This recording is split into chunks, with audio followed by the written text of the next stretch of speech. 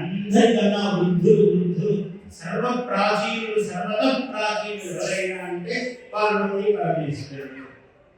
అందుకే చమత్కార సంభాషణలు కూడా చెప్తారు. ఏమో ఒకరాడైనా పిలిచి పెడదామంటే నాకు అత్తమామలే లేవు అని అన్నాడు. ఆమె అన్నది ఆమె అత్తమామలు ఎవరిదే మరి ఈయన తల్లిదండ్రులు ఎవరున్నారు ఏమీ లేదు.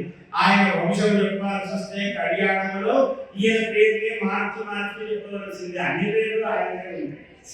అని వేరే దారి లేదు. ఎందుకంటే ఆయన పుట్టినవాడు కాదు, పుట్టుక ఉన్నవాడు కాదు, ఎప్పటికీ ఉన్నవాడే. నిన్న ఉన్నాడండి అని అనడానికి నేడు అంటే ఉన్నాడు, రేపు ఉంటాడు, ఎప్పటికీ ఉంటాడు. ఆయన సర్వకాల సర్వావస్థలందు ఉండేవాడు, యుగయుగముల యందు ఉండేవాడు.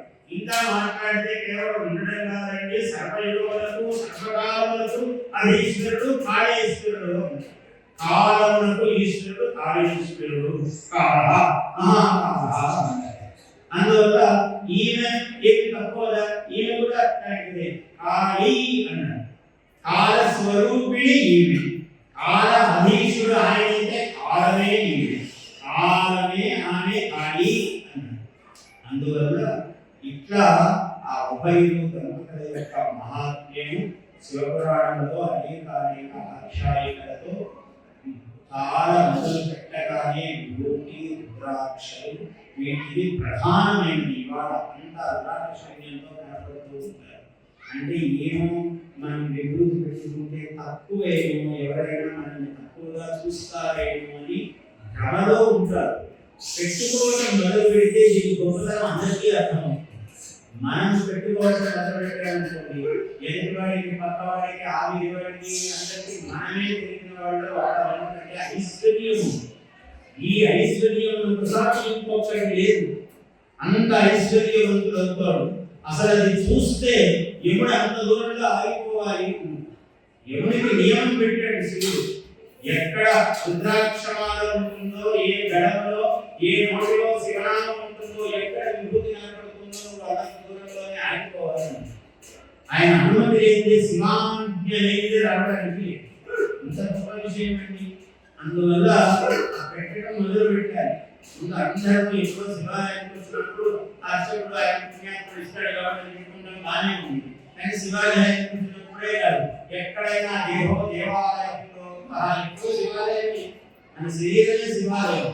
దేహో దేవాలయ ప్రోక్త జీవో దేవ సనాతన. ఈ జీవుడు సనాతనుడైన దేవుడు. ఏదో ఇప్పుడే రాలేదు, నీ శరీరానికే రాలేదు. ఇంతకుముందు అనేక శరీరాలు బహువిధే వ్యతీతాని జన్మాని తవచ అర్జున. అర్జున నువ్వే కాదు, చాలా జన్మలు ఎత్తినవాడి, నేను కూడా ఎత్తాను. కానీ ఇద్దరి మధ్యలో భేదం ఏంటి మరి? నువ్వు గురువు, నేను శిష్యుడు ఎందుకయ్యా అంటే కార్యం వేద్య సర్వాణి తత్వం వేత్త పరంతమ. అన్నీ నాకు తెలుసు, ఎప్పుడు ఏ రూపం ఎత్తేనో నాకు తెలుసు, కానీ నీకు మాత్రము తెలియదు. ఈ అజ్ఞానం మాయ ఆవరణ ఉన్నది నీకు, నాకు ఆ ఆవరణ లేదు. అహం పరమేశ్వర, అహం శివ. నేను పరమేశ్వరుడిని కాబట్టి నాకు మాయను దాటి ఉన్నాను నేను, నువ్వు మాయకు లోబడి ఉన్నావు. ఇంతే తేడా నీకున్నా. మాయకు దాటిపోయి నువ్వు లేదు.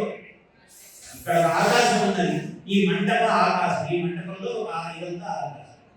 ఆ బయటకు పోతే మహాకాశం ఉంది. ఈ మంటప ఆకాశం లాంటి వాడు జీవుడు.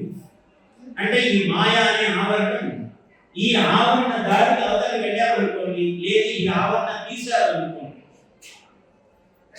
దీన్ని తీసుకెళ్లి దాంట్లో కలిపే పనేమీ లేదు, అది కలిసే ఉంది.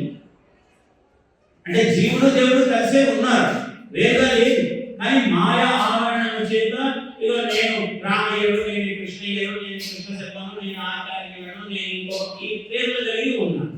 ఈ ఉపాధి పేర్లు దాటితే రెండవది అది జీవన ముక్తి అంటారు. Please subscribe to our YouTube channel. Like and share this video.